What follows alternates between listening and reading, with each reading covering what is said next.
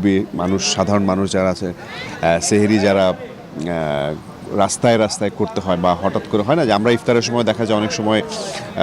পানি খেয়ে আমরা ইফতার করছি, আবার এই সেহরির সময় দেখা যায় রাতের বেলা বাসায় গিয়ে, কারণ একজন জীবিকা নির্বাহের জন্য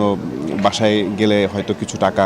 কম হবে, সো সেই জায়গা থেকে কিছু মানুষদের জন্যই মানে চিন্তা করে এটা করা হয়েছে। এবং এটা ডেফিনেটলি দেখতে পাচ্ছেন যে সেলাইয়ের যে আরিফ ভাই আছেন, আরিফ ভাই এটার